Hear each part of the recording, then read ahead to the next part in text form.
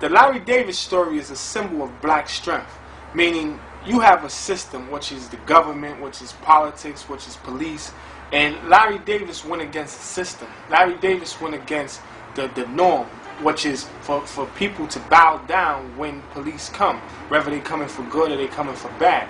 And you have many people like Amadou Diallo, Louima, the Eleanor Bumpers case, and Rodney King, and so many different people who bowed down to cops or were shot down by cops or beat down by cops. And Larry Davis was a resistance to that. Larry Davis was, saying like, just him beating his whole case, just him beating the case against the cops and defeating the cops was saying that, as people, as a man, as a community, you, whether white or black, you must stand up for your rights by all means necessary. And that's what I think why Larry Davis goes down in history for anybody, white, black, or blue.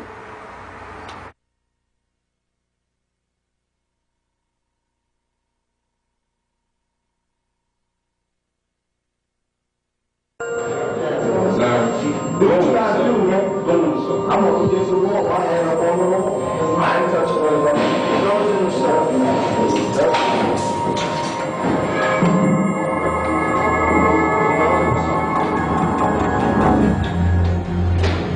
What are you doing? What are you doing? Hey,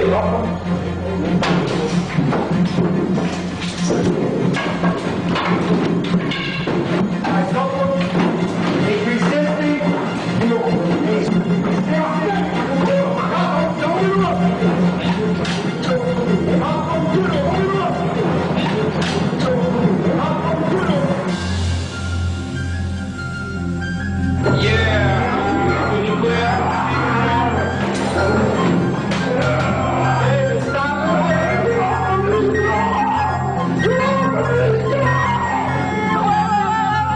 Amadou Diallo's mother cried out, "Wow!"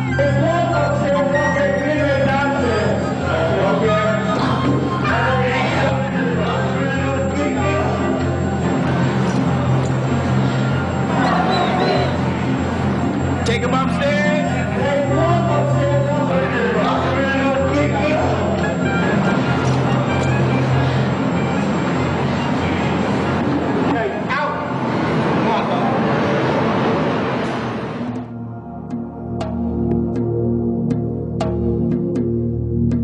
Now, the Larry Davis case shows you how the drugs were getting into the community. It was through the police, right? And the police drink the drugs into the community. People get hooked on the crack, the cocaine. It's disruptive to the family. And when it gets so disruptive, people commit crimes.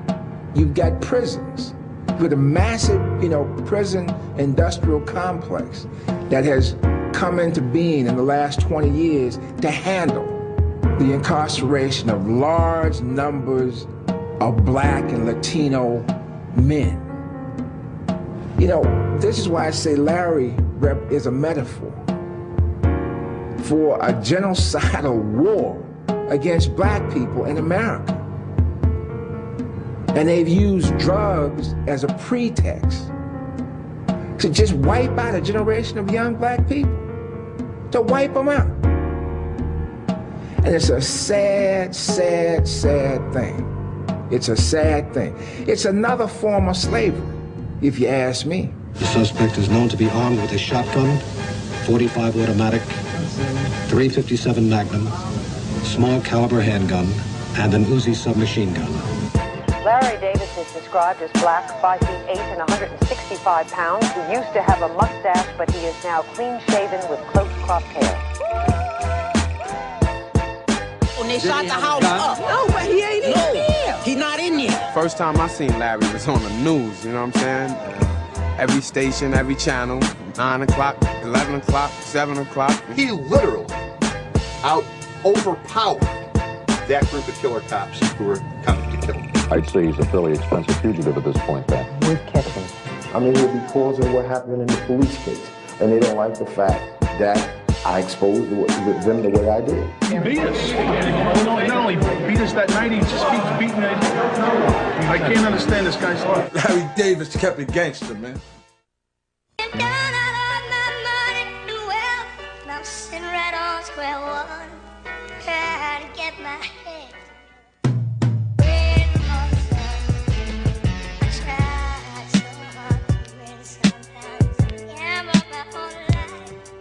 He was a known kid in the community. As far as I can see, everybody knew him.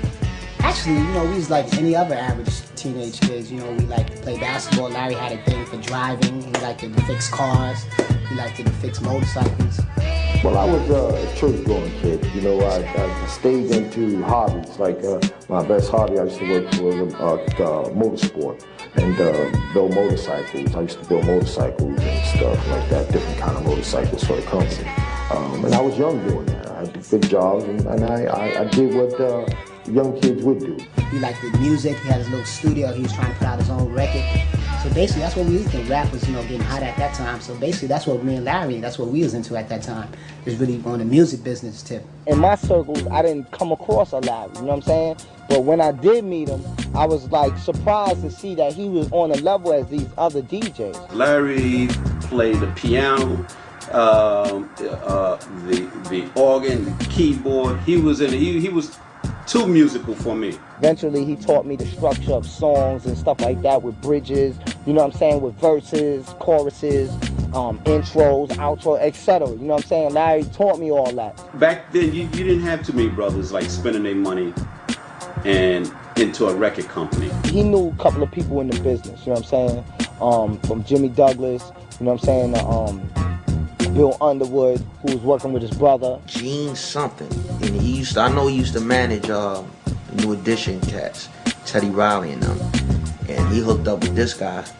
And you know, he was sending them the contracts, and he was like, you know, like, yo, I don't believe me, I got this contract, you better read this. He gave us the contract to read, and we like, oh, it's real. And he was like, yo, Shan, listen, the world is bigger than a block, B. You know what I'm saying? The business you trying to get in, this music, this entertainment, you know what I'm saying? You got all types of people, and you can't carry that type of attitude because you'll never get nowhere.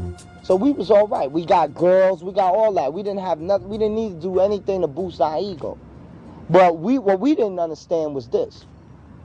In 85, if I'm correct, 86, that's when crack first started coming crazy in the hood. These guys, man, started coming around the crib, you know, as far as I could tell. And they was coming around the crib, like he was always playing his music. My grandmother used to have to tell the dude to turn it down. They would call Larry up and say, yo, we coming. And Larry would tell everybody, yo, y'all got to bounce, y'all got to bounce. He wouldn't tell us why. Y'all have to bounce. And who could walk up? Crazy Joe and Solomon. Sometimes Big Red used to walk up. You know what I'm saying? It was like 4 different cops. You know what I'm saying? Then do a whole mind frame change, you know what I'm saying? Like he was just ready to just go to war with these cats, you know, but he wouldn't really let everybody know what was going on at the time. They used to walk straight in the house, ask no questions. Walk straight up right through Miss Davis' house, straight upstairs, straight to Larry's room. Sometimes don't even knock, just walk straight in. Like they had a warrant or something, you know what I'm saying? Joe had a method of recruiting people. He used to come around and shake down a lot of the young people in the area, and he would have all types of different pictures, and he would say, well, you know, as you see, we have pictures of you, and we know where you live at, and, you know, all we want you to do is, you know, you can make a little money just coming and standing in line up because, you know, we have a rapist walking around. It's called Operation Condor, and it's federally funded to the NYPD to give officers overtime to go into what they would term cleaning up drug-infested neighborhoods, mainly Washington Heights and the South Bronx. So if you get pulled into one of these details uptown, every night you have to make 5 arrests, and this way you get overtime. Police was coming through, and I'm not saying everybody, you're talking about a few. A dirty few, you know what I'm saying? That will come through and tell you, boom, listen, you're gonna pump this. Now they're making small-time arrests in the neighborhoods, giving kids in the neighborhood permanent records, arrest records, picking them up for maybe drinking a 40-ounce or smoking a joint. And they're going out and doing that 5 times a night, maybe 4 or 5 guys to a unit. Now, if they don't make those arrests, they get bounced out of the unit as they're being deemed not productive. There was 2 types of officers. One type, if the right situation just happened to come around and they felt comfortable, they would rob and steal. There was other officers who would go out and hunt for opportunities to commit corrupt acts. While some have said police corruption is not a widespread problem, the Mullen Commission says police corruption is a serious problem confronting the city. Any kind of organized crime cannot go on in the United States without the cooperation of the police department. Police got from the point where they might have got a couple of dollars for not busting somebody, not doing this, not doing that, to where they could be making crazy money overnight off this crack thing. Dowd talked about how he made as much as $8,000 a week by protecting and sometimes shaking down drug dealers, how he often showed up to work at the 75th Precinct in Brooklyn in a drunken stupor, and how he snorted cocaine while in his patrol car. I was using drugs heavily. On the job? Yes. In uniform? Yes. While you were on duty, you're saying? Yes. What kind of drugs are you talking about? Cocaine and alcohol. Were you trying to conceal your use of drugs and alcohol on the job? In the beginning, I did. What about later on? Well, I used to do it off the dashboard. Off the dashboard? Yeah. The dashboard of your RMP? Yeah. Back then in the 80s, a lot of cops involved with that shit. The Dirty 30 is robbing niggas, taking niggas' money, taking niggas' guns, let niggas hustle again. Everybody was involved in this shit.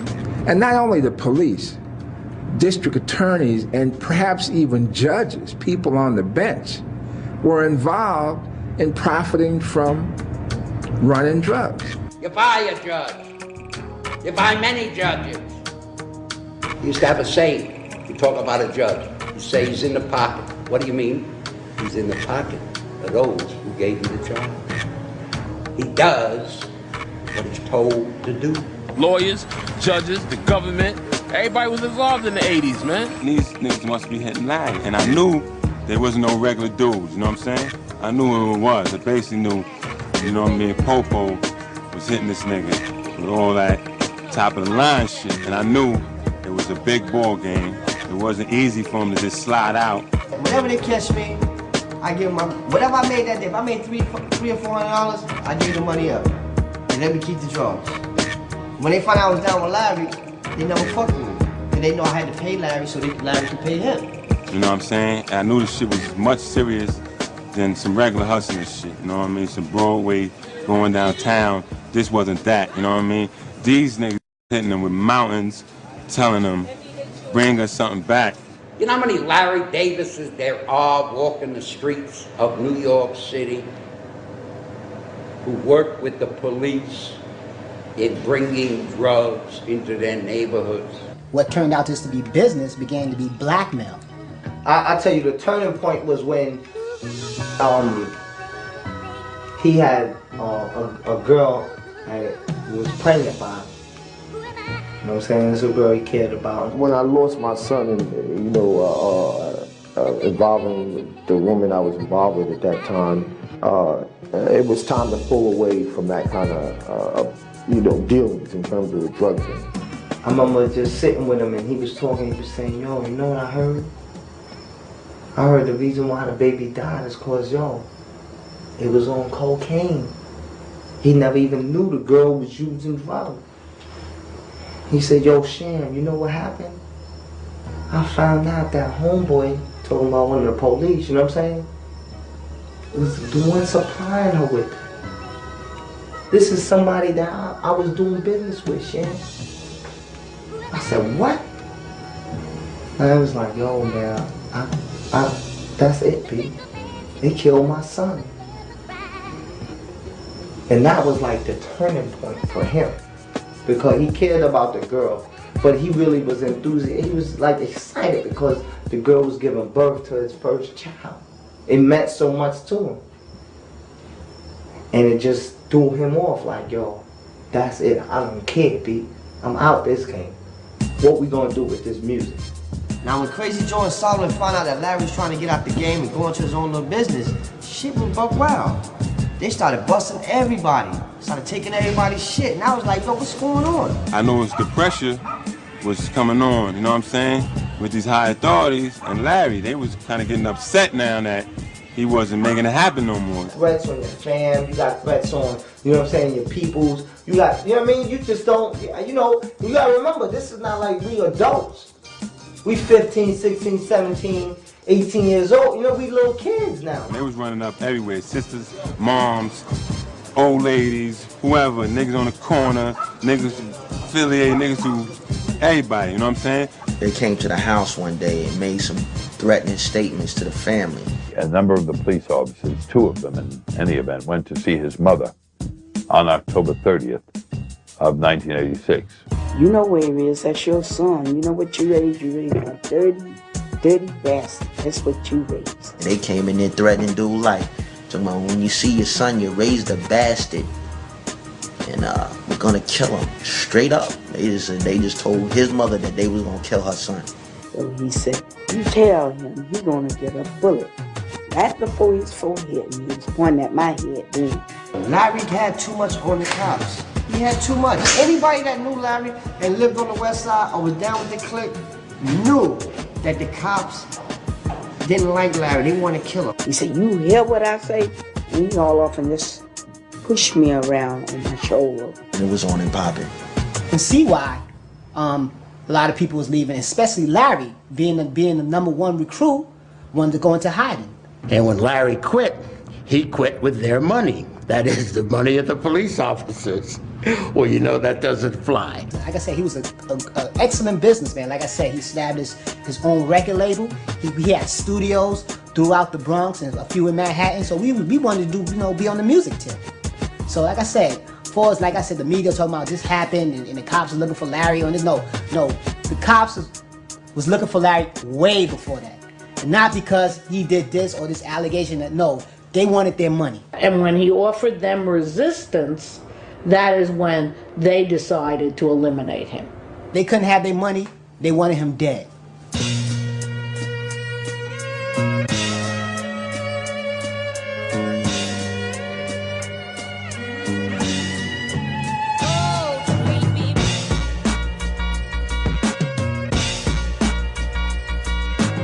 It looked like something out of a movie, man. I mean, it was crazy. They had the SWAT trucks, you know what I'm saying? You know, with the dudes dressed in black, SWAT team. I said, don't shoot. My grandchildren there, too many grandchildren there. Then there was a cop in front of us with the big white light, and he had the gun pointing at us, telling us to go upstairs. People crawling on the fire escape. So I'm looking and I'm like, yo. And I wake up my brother and my cousin, and we run to the window and look, and we run downstairs and tell my grandmother. I went out, and they had the guns sticking straight up all over, just guns. So in the hard hats, all behind the cars, like they was, I don't know, like gangsters or something. Come out with your hands up. I said, what's happening? He said, ain't you Miss Davis? I said, yes, I am. We look outside, they got the trucks pulling up with the high intensity light, flashing it on the house. They come in there and escort everybody out the house again. We got another call. This is like 12 o'clock at night. And that Friday before that, they just came in the house. So they throw me up against the fence. And I failed. And she was like, you know, y'all don't have to treat us this way. And then, you know, they told her she has to go in there, and then she fell a little bit. I told him, I said, I'm sick. So I'm having chest pains. I said, I feel like I'm coming down with a heart attack. So he says, oh, you'll be all right. It all began on a dark November night, the 19th, when a team of police officers assembled outside a Bronx tenement. They believed Larry Davis was harbored in the apartment of another sister, and they wanted him for questioning in the slaying of 4 reputed drug dealers in late October. The same night the cops came, we was in the house, me and Sham. Okay, Larry feared for his life. Larry asked me and Sham to stay, but I begged Sham to leave because Larry kept telling us that the police kept harassing him. We seen the police circling and kept harassing the man. But Larry just stood at distance and just stood there and kept saying that the police is trying to kill him. So next thing I get a phone call, and it was somebody about a magazine talking on the phone. And I was trying to get off the phone because I was cooking, but they just kept going on. And to me, I'm like, What are you calling me like 7 or 8 o'clock anyway? I was trying, I'm noticing something strange already. Because all of a sudden a magazine, people gonna call me, and nobody never called me before. I felt they just was trying to tie up my line.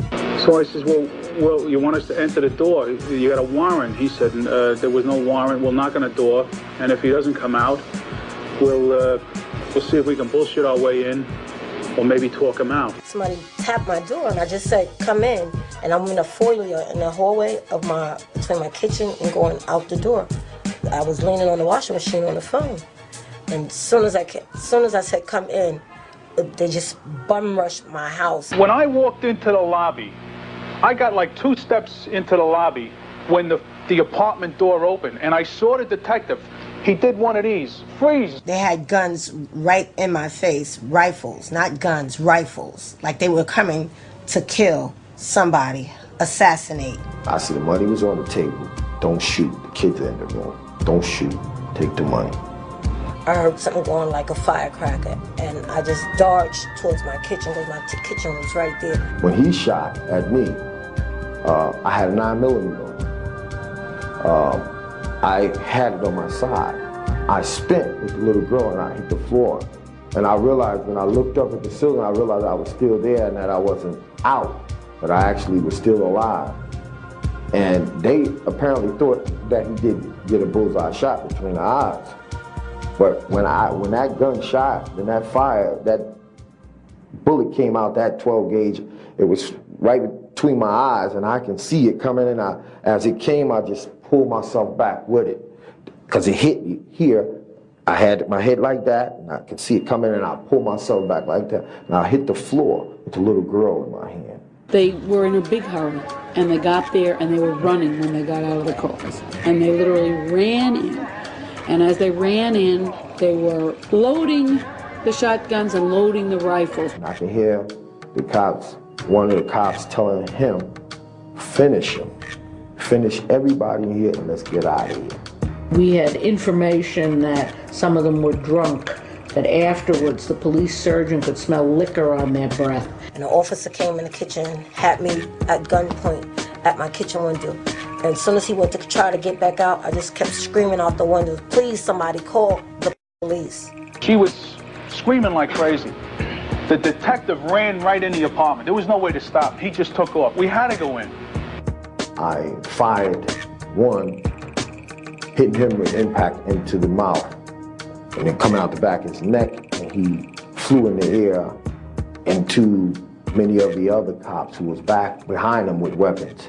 So because he was between them and myself, they didn't begin just immediately shooting because he was there, and many of them dropped their guns trying to catch him in the air. And when he opened up and fired, and they panicked, they dropped 7 weapons on the floor, and they fled. When some of them caught them, they dropped their guns.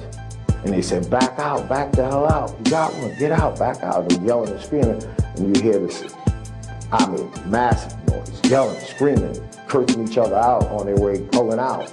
Get the hell out, get the hell out, back the hell out. Cursing, cursing, cursing. And the last cop that was in the kitchen with me, he peeked out to see what was going on. And that's the cop that got blazed in his head. I stick my head out and I can see the cops there, and they begin firing, trying to hit me in the head. And they had machine guns too. They were spraying the whole wall, looked like Swiss cheese from the holes. They were just shooting randomly. So I already had a visual perspective of where they were because I had already looked out. So then I grabbed the bedroll off the back of my sister's closet, which is right there in the hallway. And I said, I'm gonna use this as a decoy to make them think I'm running out here. So I threw it, and they began chasing it, shooting it, the bedroll. And when they did that, I came out and I fired, and I had hit one point-blank blast in the face, and I caught the other one on the floor, because I already knew where they were. My house was so crowded that they could have ran into each other and shot each other. That's how crowded it was. And then there was more, and I can hear them yelling, Greta, he just got him, get out, back out.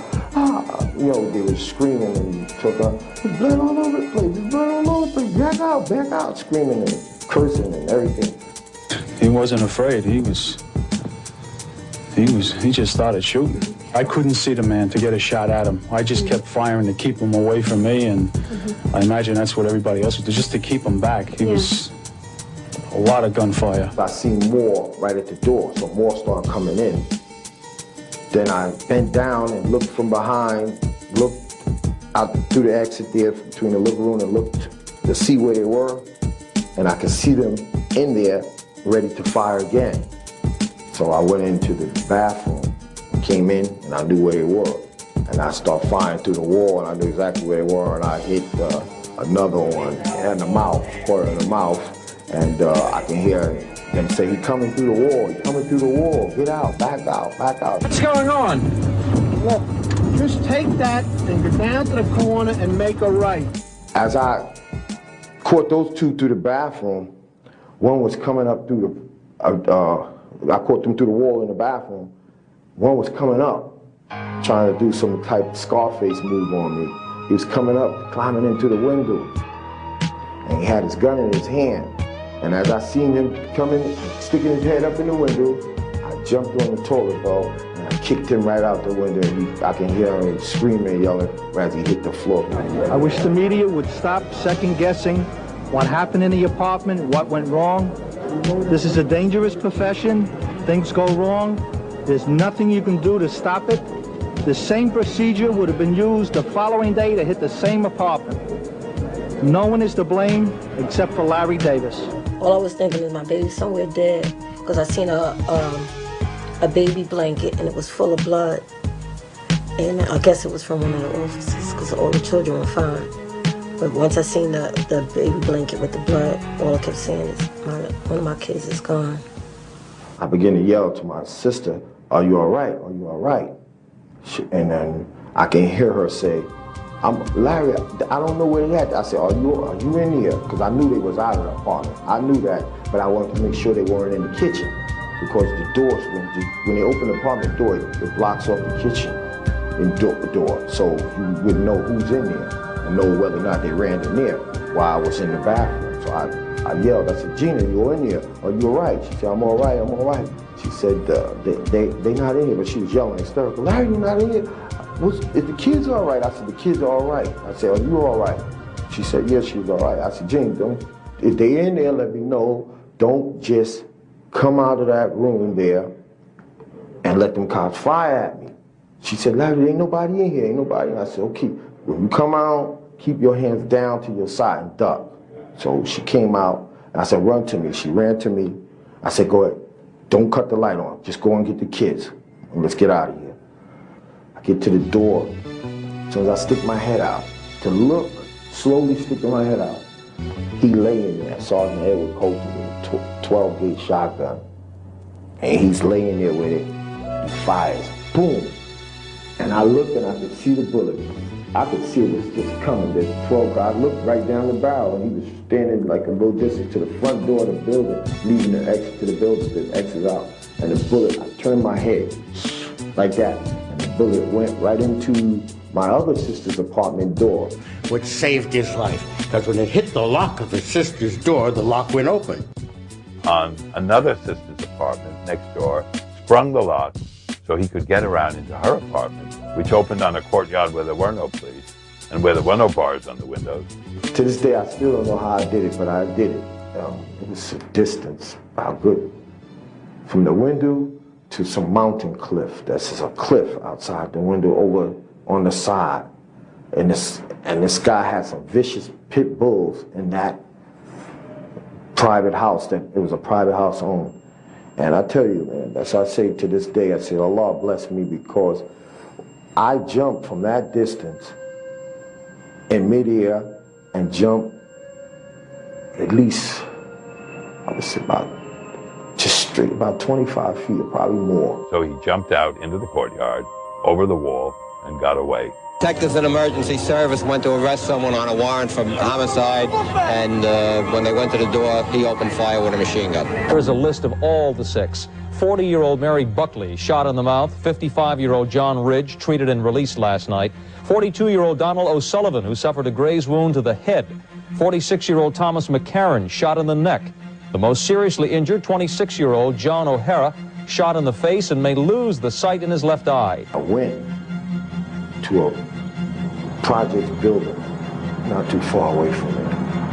And within no more than 3-4 minutes, it was at least about 15,000 police cars. Well, now Davis is accused of trying to kill again. His target this time, 6 police officers. He gunned them down last night, jumped out a window in the South Bronx, and is on the run. Police is on a manhunt from Manhattan to the Bronx, looking for Larry Davis. Fuck the streets, so we had to close down spots, man. Being honest. Coming down on the bus, 41 bus, and the whole Webster Avenue after Fordham Road was shut down. I'm looking off the project building roof, and I can see everything. So I said, I gotta go check to make sure they didn't kill my sisters. So what I did, I came before they could start getting, they were trying to get people off the street. Get off the street, get out of here, scaring people off the street. So I went down and I just took the risk. I put on a coat. I went to a person's house in that building that I knew. I got a coat, some glasses. I changed the hat. I went down, went back to the apartment building. Right where they were bringing in the other cops and stuff, and through the front door of the hospital, I stood behind Mayor Koch, Benjamin Ward, to make sure that my sisters came out of there alive. When I seen that, they came out all right, then I slowly eased away and went into the dark. You stood behind the mayor and the police commissioner? In the building, yeah. While they were looking all over the building, I'm right behind them. They ran into a hail of gunfire when they tried to arrest a man wanted for 4 murders. He gunned them all down and got away. He said, yo, turn to channel 7 right now. Turn right now. A man who apparently has no qualms about killing. Police describe him as a walking arsenal, extremely violent. They believe he would kill for absolutely no reason at all. He is a prime suspect in the execution-style murders of 4 men last month. Police are using an old photograph and an artist's sketch in their search for Davis. They're taking no chances. So I turned to channel 7, Eyewitness News. It had a record label, everything just spinning around. RT Power, HBO Records. Larry produced. That's an old shit. What happened? He said, you haven't heard? He said, no. He said, he got into a shootout with some police officers. The whole city is looking for him. Larry Davis would take the New York City Police Department on one of the largest manhunts in the history of New York State.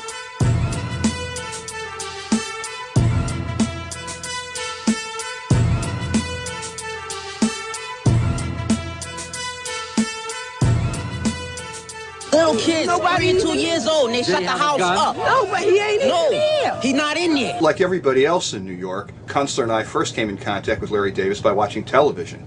Like everybody, we were glued to the television set, first with the details of the shootout, and then with the hunt for Larry Davis.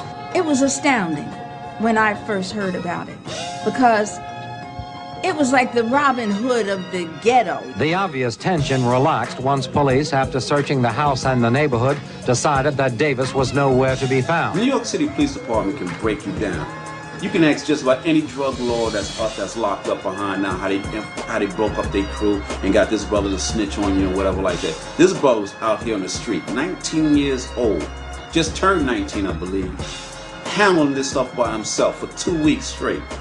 And of course, it was our fear that he was never going to survive to see the light of day, that the police, once they caught him, were going to kill him. I knew they were watching everybody, any and everybody. If you didn't even have nothing to do with the situation, if you just knocked on my door, you was going to be watched later on. I guess when the police came to my place, based on the label, they know that he was dealing with some type of music.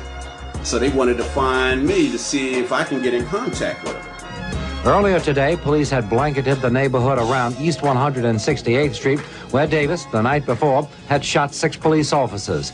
Police went door to door, questioning neighbors, anyone who might have seen Davis. They asked me, they said, listen, can we bug your phone, tap your phone line?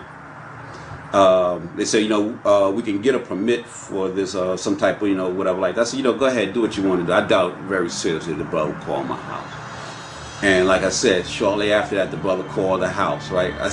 So, pick up the phone, and I said, my usual, yes. And I said, who's this? He says, me. I said, who's me? He said, you know who this is. And I started laughing. I said, yo, man, what are you doing, man? What are you doing? And then he said, oh, man, shit just went crazy out here, man. I said, well, you know, tell me what's going on, man. Just tell me the whole thing. And he was telling me his point of view right then on the phone, right? And I said, yo, man, they said that you had a shootout with the police, man. He said, yeah, man, they tried to kill me. They came in my sister's house and they tried to kill me. And they tried to kill my little nieces and nephews and stuff like that. So I couldn't let that happen. And he said, I wasn't trying to kill them. I was just shooting at them to back them up out of the house. They were shooting at themselves. I knew about the wiretaps. I knew everything there is to know about the police department. Don't say any more right now because they right here in my house. He said, they right there? I said, yeah. So he hung up. And when he hung up, the police officers at that moment, they turned on me. As much as they were watching me, when I did come back, I was watching them for 3 days. I can tell you every move they made. When they were following one person, I'm right behind them. I knew their games. I knew how they played games. Why the fuck you told him to get off the phone? Why the fuck you did this? I said, well, this shit don't sound right. You telling me this brother right here, Larry, is a crazed brother right here. I said, this brother don't sound crazy. This brother sound like he's scared. What the fuck is going on here? You tell me what's going on here right now. The big question, however, today, with so much police firepower in position last night, how did Davis manage to escape? When we have to, in a sense, tiptoe because we don't want to hurt someone else and he doesn't care about who he hurts, then we're at a distinct disadvantage. 6 officers shot by the same man. That raises serious questions about procedure. Did the officers trying to arrest Davis go by the book? And were proper procedures followed after the shootout? So somebody called in and made a report that they believed it. I went in the building. They weren't even sure. You know, they said little guy, short guy, husky guy, he went in the building. I'm not sure it's him, but let's check and find out. So when they was checking the building out, I was on the 2nd floor. I then ran to the 14th floor, to this woman's house, who I didn't even know. But she attended the church of my mother's brother's church. I didn't even know that. And as we were sitting in the apartment, I knocked on the door. I seen one woman who came out the apartment. I said, miss, I said, you see all the cops outside the building? She said, yeah, that's why I was leaving my friend's house to go downstairs. I said, yeah, because I was standing by the elevator. I said, well, she said, I heard they was on the news that they're looking for Larry Davis. And she didn't know who I was. So she said, that's what they saying. So I said, that's me. She said, for real? It's like hysterical. For real? Are you serious? I said, yeah. I said, what I need to do right now, I need to get in safe haven for an apartment here just to be easy for a few minutes, a few hours or something until it clear out. I can get out of this building. 20-year-old Larry Davis is still on the loose, the prime suspect in as many as 7 murders and the wounding of 6 New York City cops. I went in the apartment. She didn't even know me. I went in the apartment and I explained the situation. And she was a very religious woman. She had some beautiful little children, playing with her children. And as we sat there, hoping these guys clear out, I'm hoping these guys clear out. Me and her began to talk, and then we find out that she goes to my mother's brother's church, and she knew, and they was buddies. Her husband came home. He was so scared. I mean, I ain't never seen it in my life. He's up there, Lord Jesus, please, please, please. This is the way he was talking. Please, they gonna kill us all. Oh God. I'm like, calm down, brother. You gonna be all right. Trust me on this. You gonna be all right. Just calm down. Reports on the latest police moves to find their man. The city's most wanted fugitive is still Larry Davis. For a week, police have been combing the city and conducting searches like this one of Davis's family's house. Today, the police department has nothing official to say about the search because such efforts are always conducted amidst tight security. I came up with a plan that I learned a long time ago with dealing with the cops. So I said, listen, I told her husband, I said, listen, the kids ain't eat a big meal, man. Go get the kids something to eat. I'll give you money. I gave him the money. I said, but this is what I need you to do at the same time, get the kids a meal. Chinese store downstairs. I said, I want you to go call this number, which was my mother's house. I said, it's wiretap. I said, do not stay on the phone no more than 1 minute, less than that, and even less than that. Just get this message across. I said, if you're still on anything past 5 minutes, they tap the phone and they'll know right where you at. So I said, once you call that number, this is what you say. I said, you say, this is Larry. Ma, I'm all right. Don't worry about me. I got out the building and just no more. I said, stay on there 1 minute because they're going to zero right in on that phone and try to tap it and see where you at. On his way back, he just got in the elevator and one of the cops said, he said, I don't care who, he was in the elevator with the cops heading up back to the apartment.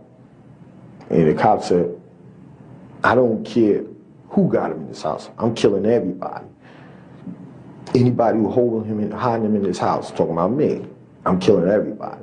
So this guy's in the elevator, he already knee knocking, so he's scared to death.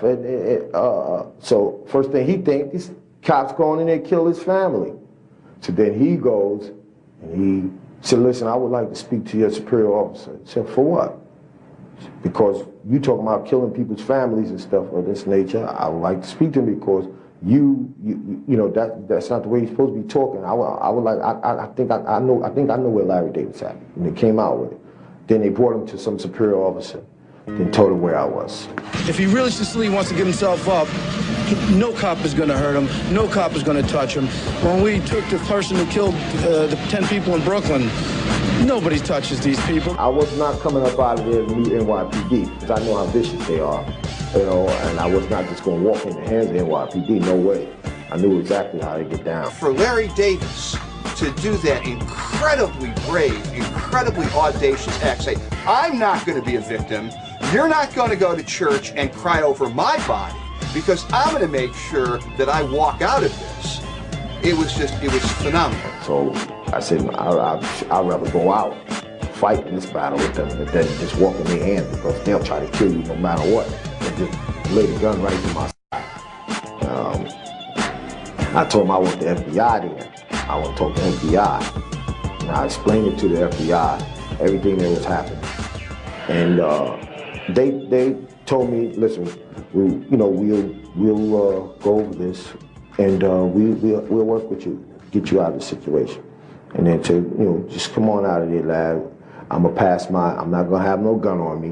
I'm gonna pass my badges under the door. You know we really FBI. And I told them nobody is to have guns on them. I said, I'm gonna come out.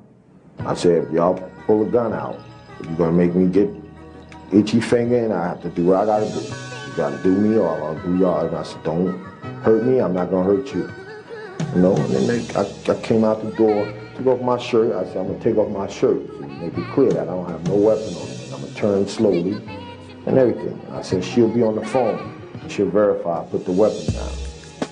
I put the weapon down. And she was like, yeah, he put the weapon down. I got the weapon over here. And she was on the phone telling him, and the two FBI agents, they were outside the apartment, standing behind a bulletproof shield. After 17 days on the run, Larry Davis would eventually turn himself in the full light of the media, and return for his safety.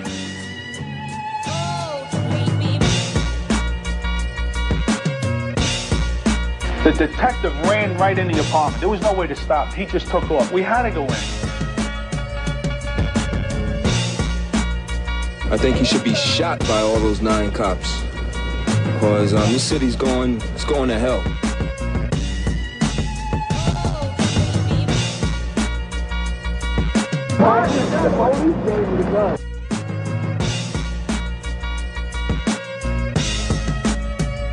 He actually engineered his own surrender in the full light of the press.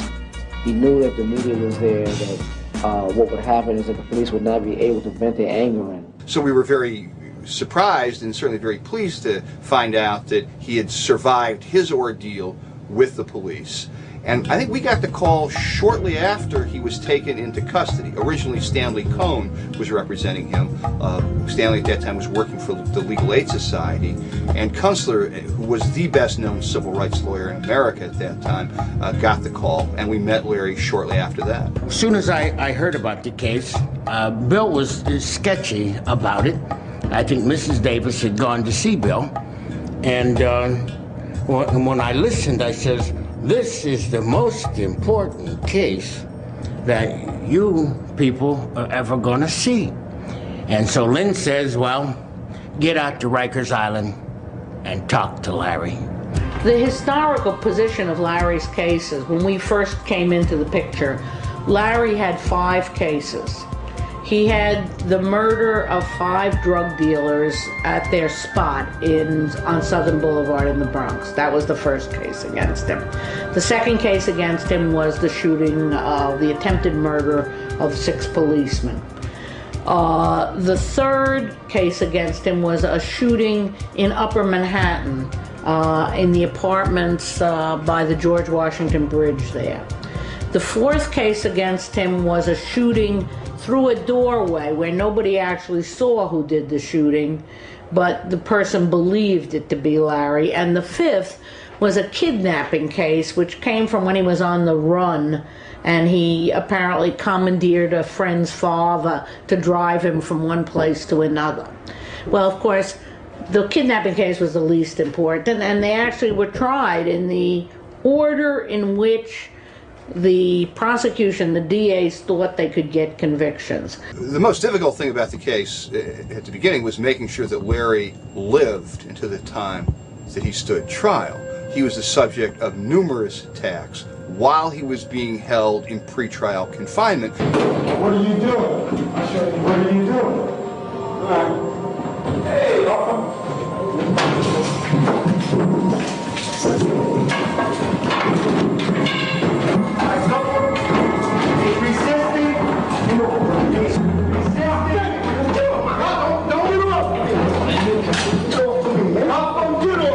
Finally, Kunstler filed a successful motion to have him transferred into federal custody because the hostility of the police toward him was so great, there was a very real fear that he would be murdered, lynched in essence, before he ever stood trial.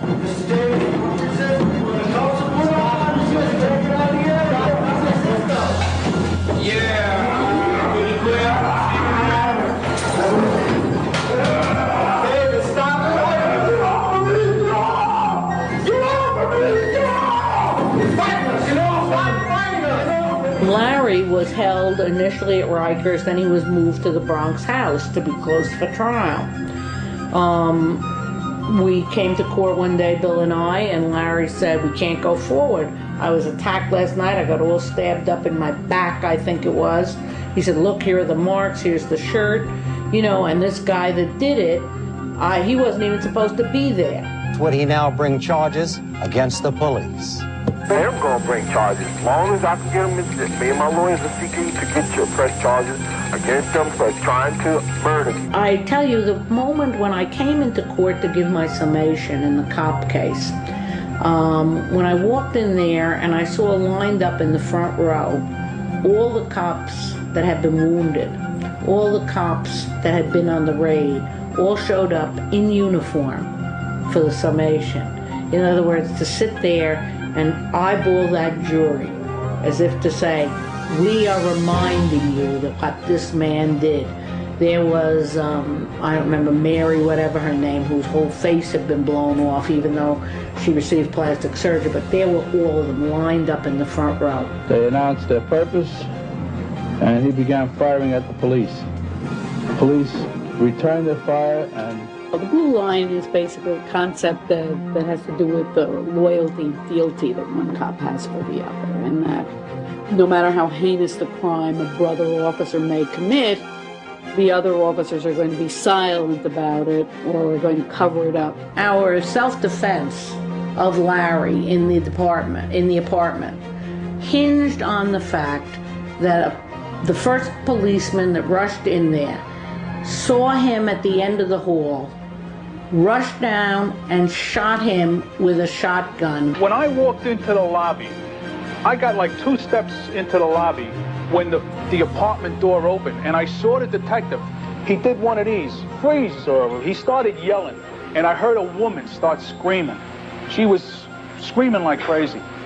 The detective ran right in the apartment. There was no way to stop. He just took off. We had to go in. We had proof that there was a bullet found in the back apartment that had gone through a drawer. He fired the 12 gauge. It grazed me here, as I would indicate here again. It grazed me here on the top of my head. But how do you prove that that was the first shot? How did you prove that this was? And we hadn't been able to get any cops to say that anybody was carrying a shotgun in the initial group that rushed the apartment. They all said, oh no, they had handguns, oh no, they were the only emergency service had shotguns. Nobody had a shotgun. Nobody had a shotgun. It had gone, skimmed Larry's head, stuck in a desk, and it had 2 holes. And I remember the day that with lasers, we checked out the trajectory, and Lynn Stewart looked at that, and she looked at it, and she looked at it, and then she says, now we know why it was self-defense. Ralph went, and Peter DeForest, who later played a very great role in this case, went also to the apartment. And Peter DeForest is the head of forensic sciences at John Jay College now. If that gun had been fired from so many feet back, it would have to be fired in the air, following the trajectory of the bullet. And she walked it down to a place where it could be held in a man's hand. And he says, and this was where he was when he fired it. He was down the hallway in the bedroom, and it was a sure shot because Larry wasn't more than 4 or 5 feet from him.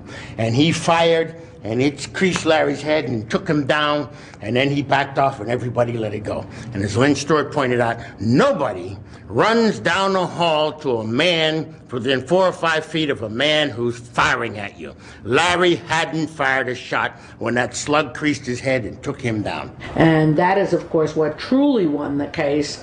That and the ability of a Bronx jury to hear the truth and not run away from it. The verdict was a stunning legal upset. Not guilty 16 times. Not guilty of murdering 4 reputed drug dealers. Not guilty of robbery. Say you find the defendant, Larry Davis. Say you find the defendant, Larry Davis, not guilty of all counts submitted to you, and so say you all. Prosecutors, who wouldn't comment tonight, called more than 4 dozen witnesses in their failed effort. Defense said it was a police frame-up. But even flamboyant defense lawyer William Kunstler admitted when deliberations started that he was hoping just for a hung jury. They won this one, they would never have brought it, but they lost this one. They have no choice. They'll have to bring that case. If you got just that face, God will just take you through it. So do you think you're going to see your son at home then in the near future? I believe that. All right. I believe it. The jury found Davis innocent last month of all but the weapons charges for which he was sentenced today. The police were stunned. 2,000 of them demonstrated outside the Bronx courthouse, calling for a maximum 10 to 20-year sentence. Judge Freed stopped short of that, though, handing down a 5 to 15-year term. After the sentencing today, other officers who shot it out with Davis in '86 reacted. He beat us. Not only beat us that night, he just keeps beating us. I can't understand this guy's life. He was acquitted of all the attempted murders and assaults and everything else. He was convicted of possession of the firearms. But he also faces trial for 2 unrelated murder cases and kidnap and assault charges as well. Still, for the police officers who faced Larry Davis's guns, it is not enough. The tragedy of the Larry Davis case is, as innocent as he was, they had enough cases and enough time. They were determined to put him away. And if they hadn't succeeded on the one they succeeded on, they would have succeeded on the next one, or the one after that, or the one after that. There was no way on earth that this system was going to let him go.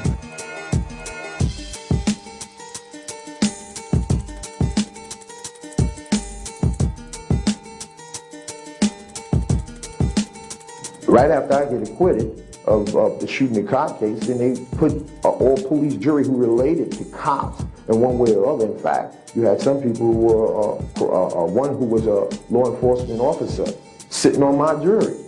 This is what I had, and there was no way around it. The judge forced these people to remain there, and some of them who wanted to get off the case because they couldn't be fair, because they had relatives who was cops. Throughout this long months of this case, there has been a third prosecutor, or rather persecutor. That persecutor is the so-called judge here today. Throughout this case, Davis has painted himself as a victim of corrupt police officers. He says he was a drug enforcer for rogue cops. He says he shot his way out of his sister's apartment only in self-defense. He even brought character witnesses to court today to tell the judge about his recent religious conversion to Islam. This case around the drug dealer being killed, the drug dealers who were a part of a drug ring set up by the cops, these drug dealers refused to turn over money to the cops. Cops sent other drug dealers to kill this individual. The ones who killed him, the person, the drug dealer's wife who was in the apartment that day, she witnessed the actual person who killed him. This woman who was there in the building the night of the murder gets on the stand and says, blurts out, in fact, because the judge and the prosecutor were doing everything that they could to prevent this lady from saying this. But she said, she blurted out on the witness stand, I don't want, something to the effect of, I don't want to send an innocent man to jail. Now, during trial, we had requested this witness come forward, and the district attorney had control over this witness. They refused to give us the accurate information so we can interview this witness. Now, I spoke to her after she came off the witness stand. I spoke to her in the courtroom. She told me that she was a good friend of the murder victim's wife, Miss Torres. I think her name is Maria Torres. And she said that Miss Torres told her that those three men, I think the last name is Matos, Gall, and there's another guy named Tiki. She said his arm was cut off. They were Spanish. She said that they were responsible for the murder and not Larry Davis and his brother Eddie. We brought in her neighbor, who was her best friend, and she told her who did it. And it was the district attorney's witnesses, two witnesses who were drug users and drug dealers. Might I add, these guys, the day of the actual killing, they went to the precinct and they picked out two persons, not me or not my brother. I covered this in detail. I gave names, full names, addresses, direct quotes, testimony from that trial. And I guarantee that if you go back and look at the daily news stories, the New York Times stories, the Post stories about that coverage of that particular trial, you won't see anything in there about that testimony. There's a perspective that says the police department is always right. White sign is always right. And if he's a black man, he must have been wrong. One of the biggest frustrations that I had as an editor, as a reporter during that 4-year tenure was coming to the realization that the mainstream white press in this city, and not only in this city but across the country, is very, very much involved of what police will say and what newspapers will write about what police say regarding blacks. They don't tell the whole truth. They don't tell what people need to know so they can make intelligent and informed decisions about a particular case. The media had a campaign to slander him, to make it look like he was some kind of a urban terrorist. And they don't like the fact that I exposed them the way I did. They don't like that. And they want to make the public believe that I was guilty of something to justify their actions. You can send me to no man's land and lock my temple away for life. But the spirit that I possessed on November of 1986 will live for life. It's been 16 years in this prison, and Allah has kept me strong. Though time to time my body gets weak, my mind stays strong. I have come to see that I am the master of my destiny, and Allah is the only one who could set me free.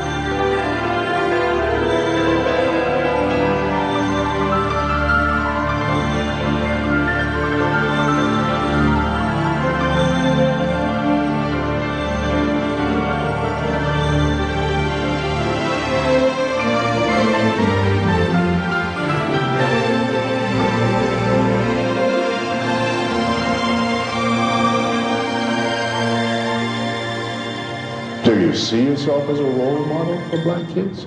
I'm not trying to teach little black kids to go around shooting police. I'm not trying to teach them nothing like that. That's not the case here. The case is self-defense. But defense attorney Ron Kuby says Bronx residents knew about the corruption Davis spoke about. Larry Davis became a symbol of resistance, a folk hero, fighting back. Still, Davis was convicted of weapons possession in the case, and at the time he was killed, he was serving a 30-year-to-life sentence for murdering a drug dealer. That life sentence ended Wednesday night when he was stabbed several times with a 9-inch metal shank at the Shawangunk Correctional Facility upstate. Another inmate has been charged in the killing. Ron Kuby, who helped represent Davis in the 80s, isn't surprised by his death. He was a very tough guy. He was a very strong guy, not an easy guy to get along with. Made a lot of enemies in his life, no doubt about it. Apparently made one too many. Dean Meminger, New York 1. Larry Davis kept it gangster, man.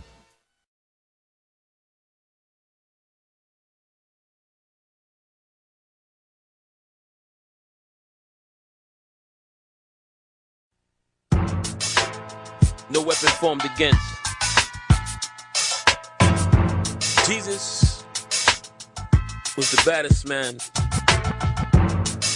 that ever walked on earth. Listen to the words of Christ. He said, I am he who opens the door that no man can shut. He said, I am he who closes the door that no man can open. That's a bad man. Wow.